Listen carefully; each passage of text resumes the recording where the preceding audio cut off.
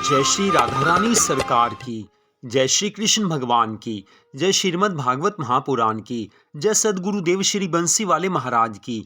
श्रीमद् भागवत महापुराण की कथा के 9वें स्कंध के अध्याय 23 और 24 की कथा आज हम आपको सुनाने जा रहे हैं। इन अध्यायों के नाम हैं महाप्रभु यदु के वंश का विस्तार और वृष्णि वंश के यादवों का वृतांत। श्रीमद् भागवत कथा सुनने मात्र से भगवान की कृपा मिलती है, मन को सच्ची शांति मिलती है, मनोकामनाएं पूरी होती हैं और सबसे बढ़कर मनुष्य जीवन के अंत समय में भगवान अपने भक्त को अपने धाम में सदा के लिए स्थान दे देते हैं। तो श्रीमद् भागवत महापुराण के 9वें स्कंद के अध्याय 23 की कथा में श्री सुखदेव जी महाराज कहने लगे हैं कि हे राजा परीक्षित, अब हम तुमसे यदुवंशियों की कथा कहते हैं, जिसमें भगवान श्री कृष्णचंद्र जी का अवतार हुआ था। ययाति के बड़े पुत्र का नाम यदु था। उसके वंश में कई पीढ़ी बाद सहस्त्रार्जुन नामक ऐसा प्रतापी राजा हुआ, जिसने 25,000 वर्षों तक एक क्षत्र राज्य किया। उसके 1,000 पुत्रों में से 995 पुत्रों को परशुराम जी ने मार डाला था। शेष जो 5 पुत्र बचे थे, उनमें से जयध्वज नाम के पुत्र द्वारा तालझग नामक क्षत्रियों की उत्पत्ति हुई। उसके वंश में मधु नामक एक अत्यंत प्रतापी राजा हुआ। मधु के पुत्र का नाम वृष्णि था। इस वंश में शशि बिंदु बड़ा प्रतापी हुआ। उसके पास 14 रत्न थे। उसने 10 लाख स्त्रियों से विवाह किया। उसके सैकड़ों पुत्र हुए। उनमें सबसे बड़े पुत्र का नाम पुरुजित तथा सबसे छोटे का नाम जामग था। जामग की शैव्या नामक स्त्री बांझ थी। बहुत उपाय करने पर भी जब उसके कोई संतान नहीं हुई, तब एक समय राजा जामग विदर्भ देश के राजा से लड़ने गया। वहां से वे किसी भोजवंश की एक परम सुंदरी कन्या को छीन लाया। जब रानी ने यह देखा कि उसका पति अपने रथ पर एक सुंदर स्त्री को लाया है, तो उसने क्रोध करके राजा से पूछा कि तुम इस कन्या को किस लिए यहाँ लेकर आए हो। उस समय राजा ने भयभीत होकर अपनी पत्नी को उत्तर दिया है कि मैं तुम्हारे लिए पुत्र वधू लेकर आया हूँ। ऐसा सुनकर जब रानी ने हंसकर कहा कि जब मेरे पुत्र ही नहीं है, तब इसका विवाह किसके साथ करोगे? हे राजा परीक्षित, उसी समय ये आकाशवाणी हुई है कि हे राजन, तू धैर्य धारण कर, तुझे पुत्र की प्राप्ति होगी। आकाशवाणी सुनकर राजा और रानी ने अत्यंत प्रसन्न होकर विश्व देवों का पूजन किया है। तब उनके आशीर्वाद से उस बांझ रानी के गर्भ से एक अत्यंत तेजस्वी पुत्र ने जन्म लिया है। राजा ने उस बालक का नाम विदर्भ रखा और बड़ा होने पर उस कन्या का विवाह अपने पुत्र से कर दिया, जिस कन्या को वह लेकर आया था। तत्पश्चात उसे राजगद्दी देकर स्वयं अपनी स्त्री सहित तपस्या करने के लिए वन में चला गया। तत्पश्चात 24वें अध्याय की कथा में श्री सुखदेव जी महाराज कहने लगे हैं कि हे राजा परीक्षित, विदर्भ के कुश, कृथ तथा रोमपाद नामक 3 पुत्र हुए हैं। रोमपाद के वंश में चंदेल वंशी राजा जयद्रथ अत्यंत प्रतापी हुआ। उसके घर में शिशुपाल ने जन्म लिया। उसी वंश में देवावृद्ध तथा उसका पुत्र विभु ऐसे धर्मात्मा और ज्ञानी हुए, जिनके सत्संग से 14,065 मनुष्यों ने मोक्ष की प्राप्ति की।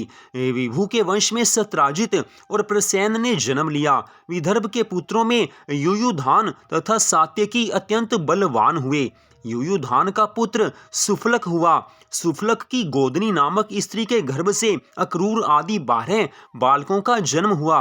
वे सब वृष्णि वंशी कहलाए। यदु के वंश में अंधक नामक राजा अत्यंत प्रतापी हुआ। अंधक का पुत्र दुंदुभि हुआ। दुंदुभि के आहुक नामक पुत्र तथा आहुकी नामक कन्या हुई। आहुक के वेदक तथा उग्रसेन नामक 2 पुत्र हुए हैं। देवक के देववान आदि 4 पुत्र और देवकी आदि 7 कन्याओं का जन्म हुआ। उग्रसेन के कंस आदि 9 पुत्र और 5 पुत्रियां हुई हैं। वे सब पुत्रियां वसुदेव के छोटे भाइयों को ब्याही गई थी। देवक ने अपनी देवकी आदि कन्याओं का विवाह वसुदेव जी के साथ किया है।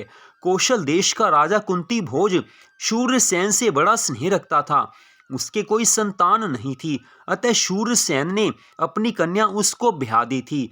कुंती भोज ने पृथा का विवाह राजा पांडु से कर दिया। पृथा कुंती, जो कि श्री कृष्ण जी की बुआ थी, जिससे युधिष्ठिर आदि पांडवों का जन्म हुआ। कुंती ने बाल्यावस्था में दुर्वासा ऋषि को अपनी सेवा से प्रसन्न किया था, जिसके कारण बाल्यावस्था में ही दुर्वासा ऋषि ने कुंती को देवाहूत नाम की एक ऐसी मंत्र विद्या दी थी जिसके प्रयोग से देवता चले आते थे। अतः एक बार कौमार्य अवस्था में ही कुंती ने उस मंत्र की परीक्षा लेने के लिए सूर्यदेव के मंत्र का जाप किया है। उस मंत्र के जाप के प्रताप से सूर्यदेव भगवान उसी समय वहां प्रकट हुए हैं। तब उन्होंने कुंती से पूछा कि हे कुंती, तूने हमें क्यों बुलाया?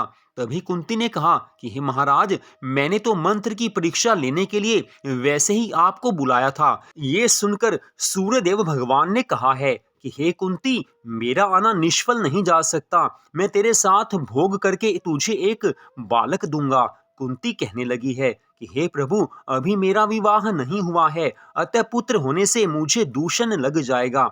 सूर्यदेव भगवान ने उससे समझाते हुए कहा कि हे कुंती, तू चिंतित मत हो, तेरा कौमार्य भंग नहीं होगा। ऐसा कहकर सूर्यदेव ने कुंती को अपना प्रसाद दिया। उससे कुंती के कान से एक अत्यंत तेजस्वी बालक का जन्म हुआ है। उसे देखकर कुंती आश्चर्यचकित रह गई। तत्पश्चात कुंती ने उस बालक को संदूक में रखकर गंगा जी में बहा दिया है। हे राजा परीक्षित, उस बालक का नाम कर्ण हुआ है। कर्ण को तुम्हारे पितामह अर्जुन ने मारा था। अस्तु, हमने तुमसे वसुदेव की बहन पृथ्वी की कथा सुनाई। अब तुम उनकी अन्य चारों बहनों का वृतांत सुनो। दूसरी बहन का नाम श्रुत देवी था। वह कारुष देश के राजा धर्म को ब्याही गई थी। उससे दंतवक्र आदि पुत्रों की उत्पत्ति हुई है। तीसरी बहन का नाम श्रुति कीर्ति था। उसका विवाह धृष्टकेतु के साथ हुआ है। उससे संतर्दन आदि पुत्रों की उत्पत्ति हुई है। चौथी बहन का नाम जरा देवी था। इसका विवाह अवंतीपुरी के राजा जयसेन के साथ हुआ था। पांचवी बहन का नाम श्रुति भवा था। वह चंदेली के राजा धर्मघोष को ब्याही गई थी। उससे शिशुपाल का जन्म हुआ है। देवकी के अतिरिक्त वसुदेव जी की 11 पत्नियां और भी थी। उन सबसे भी अनेक संतानें हुई हैं। देवकी के गर्भ से भगवान श्री कृष्णचंद्र जी का अवतार हुआ था। हे परीक्षित, अब हम द्रौपदी के स्वयंवर का हाल संक्षेप में कहते हैं। पूरी श्रद्धा भावना से सुनो। हे परीक्षित, जब अर्जुन स्वयंवर में भेद कर द्रौपदी को ले आए, उस समय वे अपने सब भाइयों सहित कुंती के पास आकर कहने लगे हैं कि हे माता, हम एक बहुत सुंदर वस्तु लाए हैं। कुंती ने उसे भोजन का कोई पदार्थ समझकर बिना देखे ही कह दिया कि तुम पांचों भाई आपस में बांट लो। अतः माता की आज्ञानुसार पांचों भाइयों ने द्रौपदी को अपनी पत्नी स्वीकार किया है।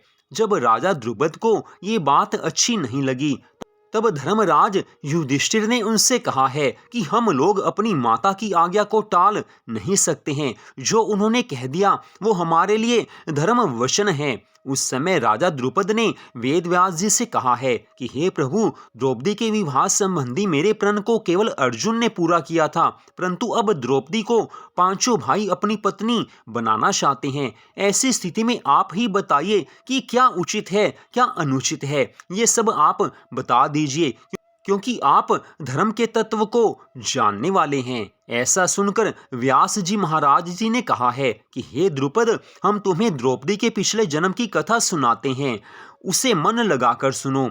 एक समय गंगा जी में एक अत्यंत सुंदर कमल का पुष्प बहता चला जा रहा था। उसे देखकर देवराज इंद्र ने कहा कि मैं इस पुष्प का पता लगाकर आता हूँ कि ये कहाँ से आया है। इंद्र उसका पता लगाते हुए उस स्थान पर पहुंचा जहां से गंगा जी का जल प्रकट होता है। तो उसने ऐसा देखा कि वहां एक अत्यंत सुंदर स्त्री खड़ी हुई रो रही है और उसकी आंखों में से जो आंसू गिरते हैं वही आंसू कमल के पुष्प बनकर जल में प्रवाहित हो जाते हैं। ऐसा आश्चर्य देखकर देवराज इंद्र ने उस स्त्री से पूछा है कि हे सुंदरी, तू कौन है?